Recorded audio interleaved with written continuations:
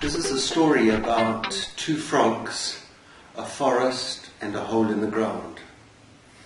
Now, on a beautiful summer's day, two little frogs decided to go for a hop. They hopped up and down the path and they chatted and they shared things that frogs share. And they came to a fork in the road where they'd always taken the one path. And they said to each other, "Hey, here's an idea. Let's go left instead of going right." And the left path was quite dense and covered with a lot of leaves and foliage from the forest. And so the two frogs turned left and they started to hop and hop and hop down the road, talking about frog things like frogs do. And all of a sudden, they jumped, and when they landed, the bottom of the path gave way and they fell into a deep, dark, moist pit. Not a nice place to be if you're a frog. Now the one frog had fallen slightly crooked on his leg, and it was bruised and sprained, and he suspected one of the bones might be broken, and it was very, very sore. The second frog had somersaulted as he'd fallen down, and he'd landed on his head, and he had a big, throbbing headache. They sat in the dark corner for a while and contemplated their situation and wondered where they were going to go and how they were going to get out of this situation. So they decided that there wasn't any way out of the hole, so they started to shout for help. And they croaked as loud as they could croak and shouted for help. And soon other forest folk gathered around the edge of the hole and looked down.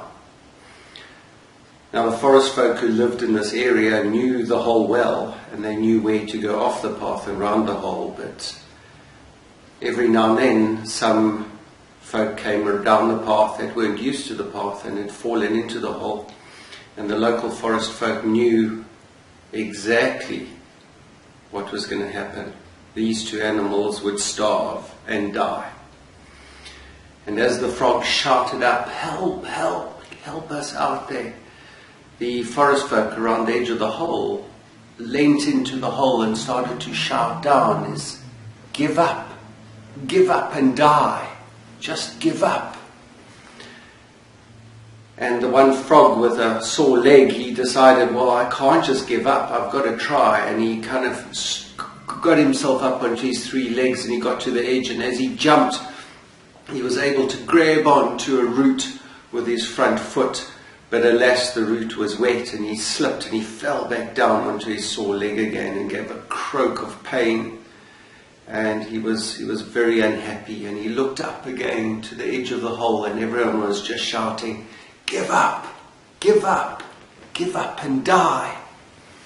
And he looked around at his situation and his sore leg, and he just shook his head and hobbled back into the furthest dark corner of the hole, and he lay down on his back and gave up and died. The other frog, who still had this massive headache, was looking around a little bit dazed still and not quite got his eyesight back. And he kind of looked up and he saw the top of the hole, and it didn't look that far.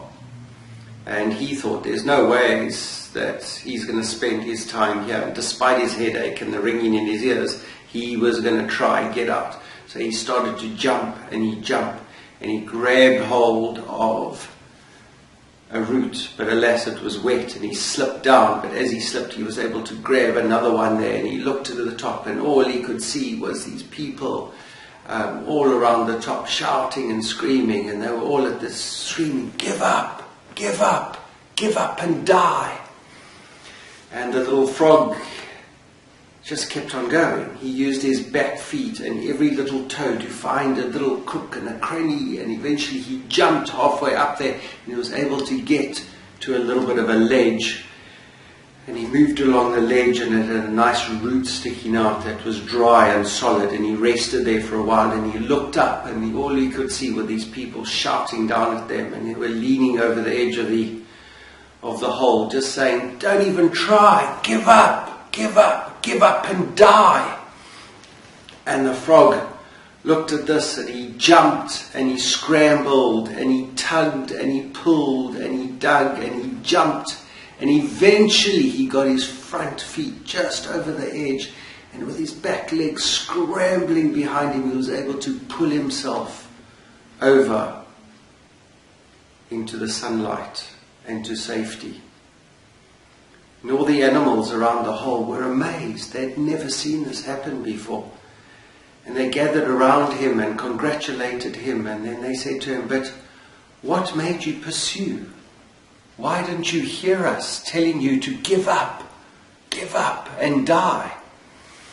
And the frog was astounded, and he says, "You know, when I fell on my head, and I've had this weird ringing in my head, and I couldn't quite hear you. I just saw you all shouting, and I thought you were there encouraging me to jump and climb and get out. And that spurred me on so much that I was able to clamber out all the way to the top and to save myself." An interesting story with lots of different meanings. And often when we run our own businesses, everyone's standing around us saying, give up and die." And it's only when we break through that noise and we look for those people who are encouraging us, and we try and we scramble with everything that we have, that we're able to succeed. Turn a blind ear to those people who are telling you to give up and die, and look for those people who are encouraging you to fight and live another day and make a success. My name is Bruce Wade, coach and owner at the Entrepreneur Incubator, giving you the encouragement to keep going and not to give up.